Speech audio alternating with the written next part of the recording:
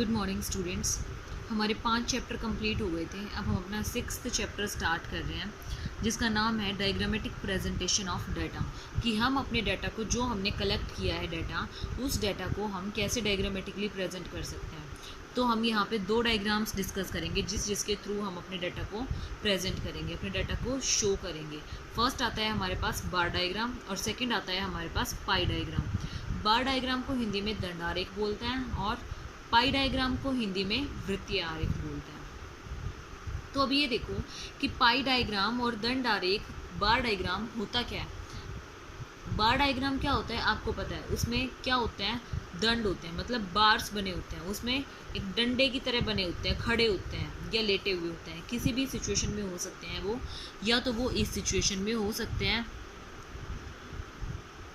या वो इस सिचुएशन में हो सकते हैं। मतलब या तो लेटे हुए हो सकते हैं या खड़े हुए हो सकते हैं। ये हो गया आपका कंबाइंड, ठीक है। ये डबल वाला। अगर हम सिंगल वाला करते हैं तो आपका ऐसे आएगा। इनमें आपका स्पेस होता है बार डायग्राम में। जब आपके, अगर हम सिर्फ इतने की बात करें तो वो हमारा क्या बन जाता है, हिस्टोग्राम बन जाता है। जब ये बार आपस में एक दूसरे के साथ जुड़े हुए होते हैं तो वो हिस्टोग्राम बन जाता है। कुछ बच्चे होते हैं कि अपने बार डायग्राम को वो ऐसे बनाते हैं, बस हो गया बार डायग्राम। ये बार डायग्राम नहीं है, ये क्या है, हिस्टोग्राम है। हिस्टोग्राम जो चिपका हुआ है एक दूसरे से। और अगर बार डायग्राम होगा तो वो क्या होगा, खुला खुला होगा, ठीक है, खुला खुला होगा।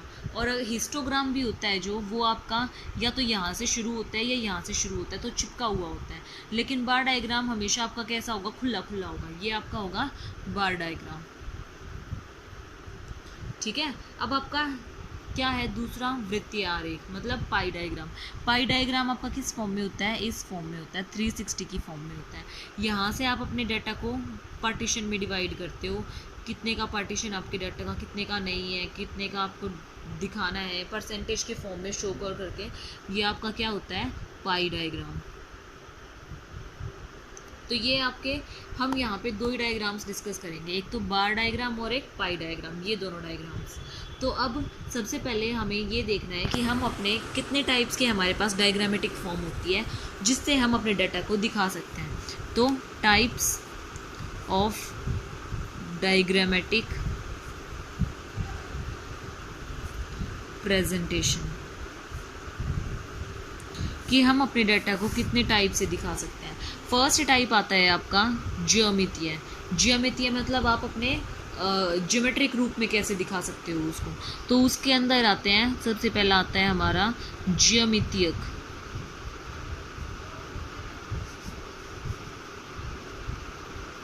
जिसके अंदर आते हैं हमारे बार डायग्राम और हमारे पाई डायग्राम। फिर दूसरा आता है हमारा आवृत्ति चित्र। आवृत्ति मतलब फ्रीक्वेंसी वाला आवृत्ति चित्र। इसमें हमारे फिर 3 आते हैं। एक तो आता है हमारा आयत चित्र, दूसरा आएगा हमारा बहुभुज, तीसरा आएगा हमारा ओगीव, ओजीव भी बोलते हैं हम जिसको।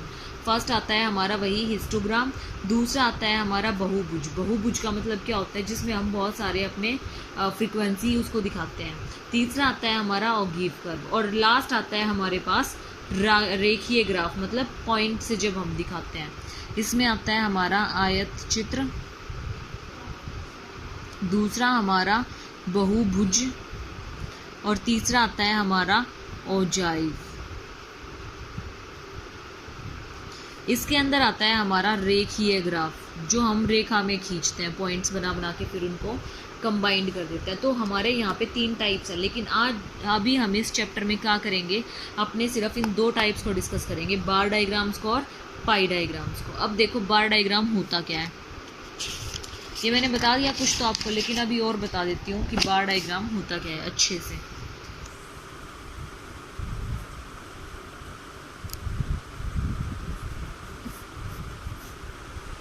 बार डायग्राम,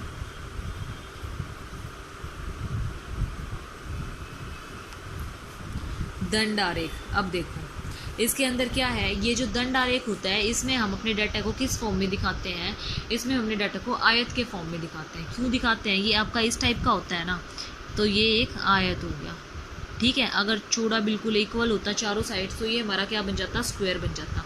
लेकिन इसकी दो साइड इक्वल है ना, अपोजिट साइड्स, सॉरी इसकी पैरेलल साइड्स इक्वल है, तो ये हमारा क्या होगा, ये हमारा आयत चित्र होगा, ठीक है, दंड आरेख जिसको हम बोलते हैं। अब हम इसकी क्या देखते हैं, विशेषताएं देखते हैं। तो वो विशेषताएं क्या होंगी, कैरेक्टरिस्टिक्स या फिर फीचर्स, ठीक है। फर्स्ट क्या होता है, इनकी चौड़ाई जो होती है वो एक जैसी होती है, मतलब डिस्टेंस जो होता है इनमें वो सेम होता है। या फिर इसकी क्या बोल सकते हैं हम, ब्रेथ चौड़ाई एक जैसी। दूसरा इसमें और क्या हो सकता है हमारे पास, इसमें और हमारे पास इसको हम कैसे कर सकते हैं, इसमें कलर भर के इसको अट्रैक्टिव बना सकते हैं, इसमें कलर भर के इसको क्या बना सकते हैं, अट्रैक्टिव बना सकते हैं। इसमें रंग भरकर आकर्षक बनाया जा सकता है।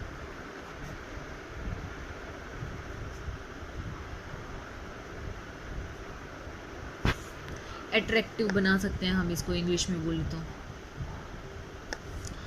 तीसरी चीज आती है हमारे पास, ये कैसे भी बन सकते हैं, हॉरिजॉन्टली भी और वर्टिकली भी, मतलब हॉरिजॉन्टली और वर्टिकली, मतलब खड़ा हुआ भी और लेटा हुआ भी, कैसे भी बन सकता है। फोर्थ इसमें क्या होता है, ये सभी दंड किस पर स्थित होते हैं, एक बेस लाइन पर स्थित होते हैं। सभी दंड, सभी बार्स जो होते हैं वो एक बेस लाइन पर खड़े होते हैं, सभी बार एक बेस लाइन पर खड़े होते हैं,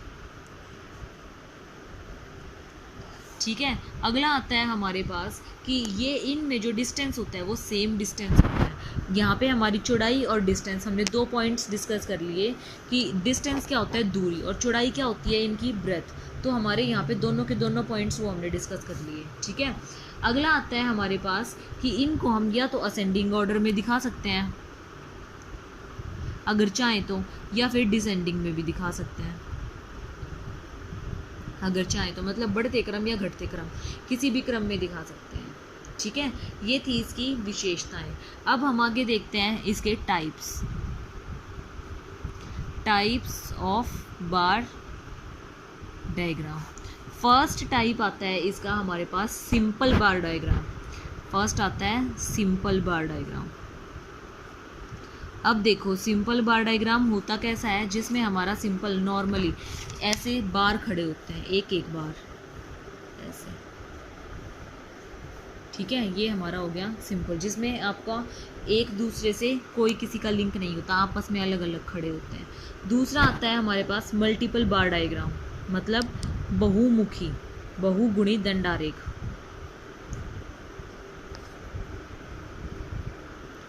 इंग्लिश में भी इसके नाम में कोई प्रॉब्लम नहीं होनी चाहिए, क्योंकि इसमें ऐसा कुछ है ही नहीं जिसमें आपको प्रॉब्लम हो। मतलब इसमें एक से ज़्यादा तरह के डाटा को आप इसमें दिखा सकते हैं कि बॉय, गर्ल और कंबाइंड रेशो, ठीक है। इसमें इस टाइप से आप दिखा सकते हैं, या फिर एज्ड पर्सन, डिफरेंट जगह के। तो ये क्या हो गया हमारे पास मल्टीपल बार डायग्राम।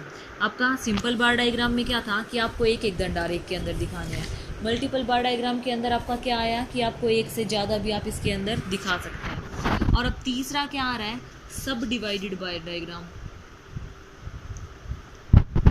सब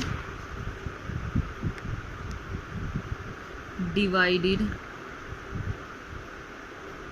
बार डायग्राम। इसके अंदर क्या होगा, आपके ये जो भी बार्स होंगे उसमें हम अलग अलग कलर फिल करके इसको डिवाइड कर देंगे कि इतना पार्ट आपके उसको दिखा रहा है, इतने 2017 के को दिखा रहा है, 2018 के को दिखा रहा है और 2019 की सेल्स को दिखा रहा है। इस टाइप से ये हमारे क्या हो गए, हमारे पार्ट्स बन गए, ठीक है। इसमें हम बार्स के अंदर इस टाइप से डिवाइड करेंगे, इनको एक ही कलर से नहीं अलग अलग कलर से फिल करेंगे, ताकि पता चल जाए ये उस एरिया को रिप्रेजेंट कर रहा है, ये उस एरिया को रिप्रेजेंट कर रहा है, ठीक है। चौथा आता है हमारे पास परसेंटेज बार डायग्राम। परसेंटेज बार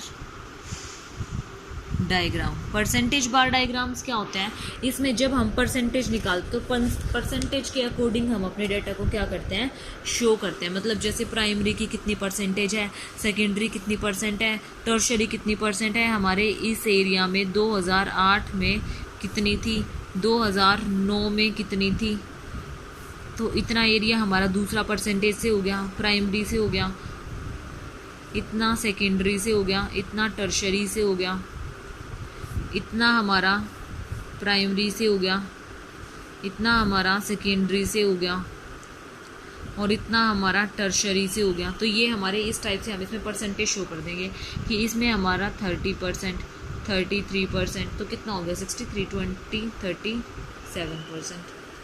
ठीक है, ऐसे ही इसमें हमारा ये आ गया हमारा 50%, ये आ गया हमारा 48% और ये आ गया हमारा 2%। आई समझ में? इस टाइप से हम इसमें क्या दिखा देंगे, अपनी परसेंटेजेस में शो कर देंगे। तो हमने कितने टाइप्स के बार डायग्राम पढ़े, हमने 4 टाइप के बार डायग्राम पढ़े हैं। फर्स्ट सिंपल बार डायग्राम, दूसरा मल्टीपल बार डायग्राम, तीसरा सब डिवाइडेड बार डायग्राम, चौथा आपका परसेंटेज बार डायग्राम। तो ये थे हमारे बार डायग्राम्स होते क्या हैं, इनकी विशेषताएं क्या हैं और इनके टाइप्स क्या हैं। अगर आपको इन बार डायग्राम्स में कोई भी प्रॉब्लम आए, आपको आते ही होंगे वैसे तो, आपने पढ़ रखे हैं अभी तक, लेकिन फिर भी अगर कोई प्रॉब्लम हो तो मुझसे पूछ लेना।